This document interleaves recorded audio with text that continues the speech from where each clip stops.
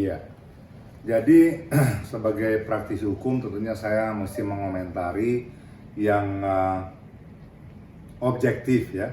Saya nggak mau lihat dari segi pandangan saya karena saya juga tidak kenal antara kedua orang ini gitu ya. Jadi saya memberikan komentar, tentunya komentar atau menanggapi gitu ya cerita ini apa adanya menurut yang saya lihat ini pantas, yang baik dan benar gitu. Jadi kalau kita lihat, ini hubungan sudah berlangsung lama gitu ya. Dari mulai kalau nggak salah 10-11 tahun yang lalu kalau saya ikutin. Dan pada waktu ini terjadi, kemudian dari hubungan mereka lahir seorang anak gitu. Nah kemudian kalau nggak salah di bawah tahun 2000-an, ya 2019 kalau nggak salah waktu itu ya, dapat di Bodo. Nah itu terjadi ada permintaan untuk tes DNA. Hasil tes DNA itu mengatakan bahwa negatif gitu ya, artinya negatif itu dinyatakan bahwa nggak ada artinya. Jadi yang ada di darahnya si anak ini bukan darahnya si bapaknya, kan gitu ya, sehingga dianggap bahwa tidak ada hubungan hukumnya gitu. Tetapi kenapa sekarang kemudian muncul lagi ya, ada permohonan dari tes DNA kedua. Saya coba lihat, saya coba ikutin ceritanya, ternyata ada komitmen di belakang ini bahwa antara DJ Verni sama Densu ada kesepakatan kalau memang katakanlah dibutuhkan ya tes DNA kedua untuk memastikan atau memuaskan para pihak, terutama pihaknya si DJ Verni sebagai ibu si anak. Nah, dulu kedua belah pihaknya setuju gitu. Jadi menurut hemat saya, kalau memang sudah ada kesepakatan itu adalah di atas segala macam. Hukum itu dasarnya adalah kesepakatan. Jadi kalau ada kesepakatan di antara kedua pihak, itu adalah hukum yang mengikat. Walaupun mungkin belum dituangkan dalam bentuk tertulis. Tetapi secara moral, itu mesti dijalankan.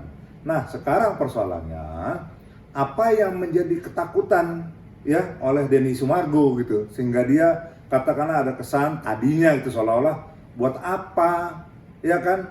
Kalau nanti nggak terjadi atau tidak benar hasilnya, berarti saya akan laporkan, melakukan pencemaran dan fitnah. Saya pikir terlalu jauh, ya kan? Karena ini masalah hubungan laki-laki dan perempuan yang dulunya kena lakukan enak sama enak, gitu ya kan? Suka sama suka, kemudian ada konsekuensinya. Yang satu mengatakan saya hamil, kemudian ada anak, kemudian si wanita mengatakan ini anak kamu. Tinggal memang secara hukum harus dibuktikan ya apakah ini anaknya atau bukan. Nah sudah dilakukan tes. Nah hasil tes yang pertama menyatakan negatif, berarti selesai, tidak ada hubungan hukumnya gitu ya kan. Artinya ini bukan anak Denny Sumargo. Tetapi karena ada kesepakatan yang kedua bahwa boleh dilakukan yang kedua, makanya sekarang pihak wanita ini mengajukan untuk diadakan tes DNA yang kedua. Saya pikir lakukan aja. Kenapa sih mesti repot ya dengan laporan polisi, mesti ada laporan pencemaran dan segala macam. Ini kaitannya kan kepada tes DNA. Kalau tes DNA-nya sudah selesai, katakanlah hasilnya negatif, semoga, ya berarti kan memang ada hubungan hukum, ya kan? Tetapi kalau hasilnya positif sebaliknya, ya Denny Sumargo sebagai laki-laki harus bertanggung jawab, ya, karena dihubungkan atau dikaitkan, walaupun dalam hubungan nikah siri ya.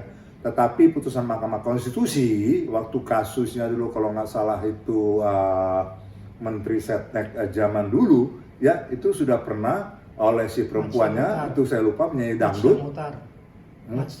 Macica Muhtar sudah mengajukan gugatan ke Mahkamah Konstitusi ya, kemudian Mahkamah Konstitusi mengatakan bahwa memang hubungan antara bapak sama anak tidak ada, tetapi pada waktu bisa dibuktikan bahwa anak inilah anak si laki-laki, maka si laki-laki yang bersangkutan, ya laki-laki yang bersangkut harus bertanggung jawab terhadap biaya-biaya pendidikan dan biaya-biaya tumbuh kembangnya si anak. Jadi saya pikir itu adalah putusan Mahkamah Konstitusi, itu adalah putusan hukum yang harus dijalankan. Tetapi persoalannya sekarang kan seolah-olah belum apa-apa ada kekhawatiran, ya toh? Nah yang saya mau katakan kepada Denny Sumargo, ya yuk nggak usah takut.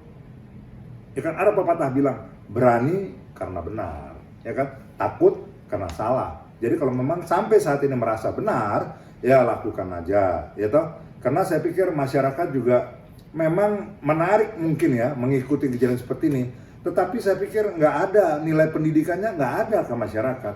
Kata kalau terjadi memang ini anak yang lahir daripada hubungan, orang akan menilai bahwa oh seenak itu ya hubungannya ya anak-anak muda zaman dulu, kemudian sehingga terjadi hamil, kemudian di luar nikah, kemudian sekarang ada masalah. Saya pikir nggak baik. Jadi saya pikir perkara ini harus cepat diselesaikan, jangan berlarut-larut, sehingga masyarakat nggak perlu kasih perhatian lah untuk kasus-kasus beginian. Saya pikir begitu. Bang, artinya secara hukum tidak masuk ya Bang ketika kasus mereka ini masalah tes DNA terus nanti hasilnya terbukti atau hasilnya tidak, nggak ada unsur hukumnya, nggak ada Bang ya? Nggak ada, konsekuensi hukumnya nggak ada. Saya pikir pencemaran apa kok.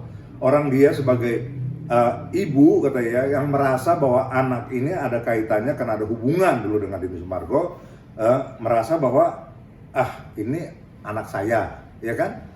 Kalau dibilang katakanlah, wah dulu berapa pacarnya, sama siapa yang besar, justru untuk memastikan itulah, ya kan? Perlu tes DNA ini supaya firm, supaya valid hasilnya bahwa ini adalah anaknya Denny Sumargo atau bukan anaknya Denny Sumargo. Jadi saya pikir nggak ada laporan ada pencemaran segala macam, saya pikir terlalu jauh lah ya. Nggak ada juga niatnya, yang saya dengar tidak ada niatnya dia mau mencemarkan, ya kan? Niatnya dia hanya mau memperjuangkan. Kalau betul-betul ini memang anaknya dia dari hubungannya dengan Denny Sumargo, dia cuma bilang mungkin ya tolong, yuk penuhi dong kewajibannya. Kewajibannya apa sih? Tadi sampaikan ya, dasarnya keputusan Mahkamah Konstitusi. Kalau memang tidak ada ya udah, karena memang senang dengan senang dilakukan, ya kan? Hanya hubungan itu aja tanpa timbul akibat, artinya ada keturunan dari situ. Saya pikir clear.